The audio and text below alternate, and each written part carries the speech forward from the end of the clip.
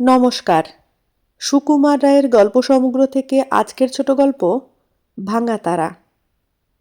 মা তারিকি আকাশের পরী।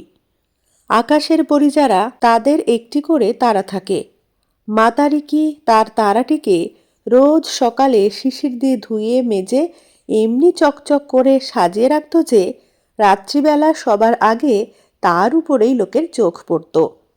আর সবাই বলতো, কি সুন্দর! তাই শুনে শুনে আর সব আকাশপরীদের ভারী হিংসা হতো। তানে হচ্ছেন গাছের দেবতা। তিনি গাছে গাছে রস জোগাতেন, ডালে ডালে ফুল ফোটাতেন, আর গাছের সবুজ তাজা পাতার দিকে চেয়ে অবাক হয়ে ভাবতেন, এই জিনিস দেখলে পরে আর কিছুর পানে লোকে ফিরেও চাইবে না। কিন্তু লোকেরা গাছের উপর দিয়ে বারবার কেবল মা তারিকির তারা দেখত, আর কেবল তার কথাই বলতো। তানের বড় রাগ হলো। সে বলল, আচ্ছা, তারার আলো আর কতদিন? 2 দিন বাদেই ঝাপসা হয়ে আসবে।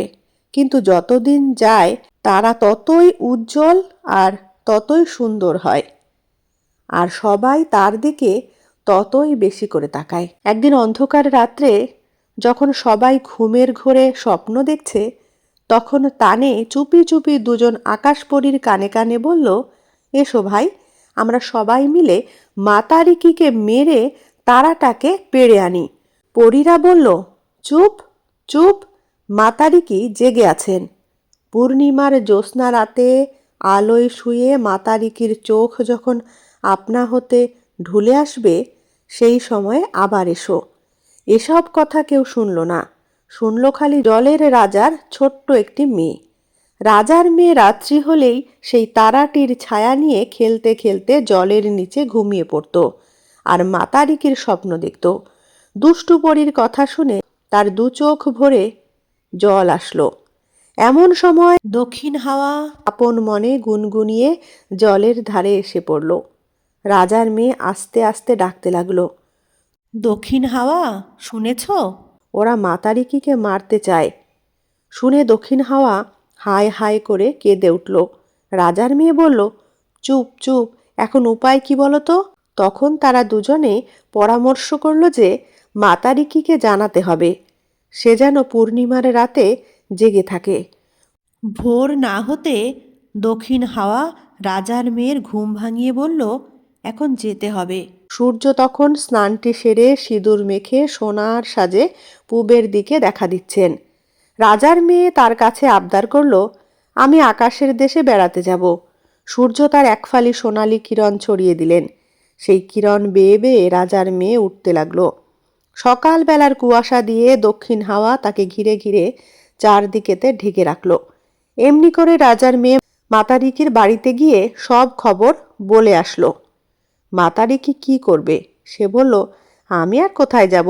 পূর্ণিমার রাতে এইখানেই পাহারা দেব, তারপর যা হয় হবে। রাজার মেয়ে ঝাপসা মেঘের আড়াল দিয়ে বৃষ্টি বেয়ে নেমে আসলেন। তারপর পূর্ণিমার রাতে তানে আর সেই দুষ্টু পরীরা ছুটে বেরুলো মা তারিকির তারা ধরতে। মা তারিকি 2 হাত দিয়ে তারাটিকে আঁকড়ে ধরে প্রাণের ভয়ে ছুটতে লাগলো। ছুট ছুট ছুট, আকাশের আলোর নিচে ছায়াপথের ছায়ায় ছায়ায় নিঃশব্দে ছোটাছুটি আর লুকোচুরি। দক্ষিণ হাওয়া স্তব্ধ হয়ে দেখতে লাগলো। রাজার মেয়ে রাত্রি জেগে অবাক হয়ে তাকিয়ে রইল। তারায় তারায় আকাশপরী, কিন্তু মা তারিকি যার কাছেই যায় সেই তাকে দূর দূর করে তাড়িয়ে দেয়। ছুটতে ছুটতে মা তারিকি হাঁপিয়ে পড়ল, আর সে ছুটতে পারে না। তখন তার মনে হলো, জলের দেশে রাজার মেয়ে আমায় বড় ভালোবাসে, তার কাছে লুকিয়ে থাকি। মা তারিকি ঝুপ করে জলে পড়েই ডুব ডুব ডুব একেবারে জলের তলায় ঠান্ডা কালো ছায়ার নিচে লুকিয়ে রইল। রাজার মেয়ে অমনি তাকে শ্যাওলায় ঢেকে আড়াল করল। সবাই তখন খুঁজে সারা, কোথায় গেল কোথায় গেল? একজন পরী বলে উঠল, ওই ওখানে জলের নিচে। তানে বললেন, বটে, মা তারিকিকে লুকিয়ে রেখেছ কে? রাজার মেয়ের বুকের মধ্যে দূর দূর করে কেঁপে উঠল, কিন্তু সে কোনো কথা বলল না। তখন তানে বলল, আচ্ছা দাঁড়াও, আমি এর উপায় করছি। তখন সে জলের ধারে নেমে এসে 1000 গাছের শিকড় মেলে শো শো করে জল টানতে লাগলো। তখন মা তারিকি জল ঝেড়ে উঠে আসলো। জলের নিচে আরামে শুয়ে তার পরিশ্রম দূর হয়েছে। এখন তাকে ধরবে কে? আকাশময় ছুটে ছুটে কাহিল হয়ে সবাই বলছে, আর হলো না। তানে তখন রেগে বলল, হতেই হবে। এই বলে হঠাৎ সে পথের পাশের একটা মস্ত তারা কুড়িয়ে নিয়ে মাতারিকির হাতের দিকে ছুঁড়ে মারল। ঝনঝন করে শব্দ হলো। মাতারিকি হায় হায় করে কেঁদে উঠল। তার এতদিনের সাধের তারা 7 টুকরো হয়ে ভেঙে পড়ল। তানে তখন দৌড়ে এসে সেগুলোকে দুহাতে করে ছিটিয়ে দিলেন আর বললেন, এখন থেকে দেখুক সবাই আমার গাছের কত বাহার। দুষ্টু পরীরা হো হো করে হাসতে লাগলো। এখনো যদি দক্ষিণ হাওয়ার দেশে যাও, দেখবে সেই ভাঙা তারার 7টি টুকরো আকাশের একই জায়গায় ঝিকমিক করে জ্বলছে। ঘুমের আগে রাজার মেয়ে এখনও তার ছায়ার সঙ্গে খেলা করে। আর জ্যোৎস্না রাতে দক্ষিণ হাওয়ায় মাতারিকির দীর্ঘ নিঃশ্বাস শোনা যায়। নমস্কার। কেমন লাগলো আজকের গল্পটি অবশ্যই কমেন্টে জানাবেন। ভালো লাগলে লাইক, কমেন্ট, শেয়ার করবেন। ধন্যবাদ।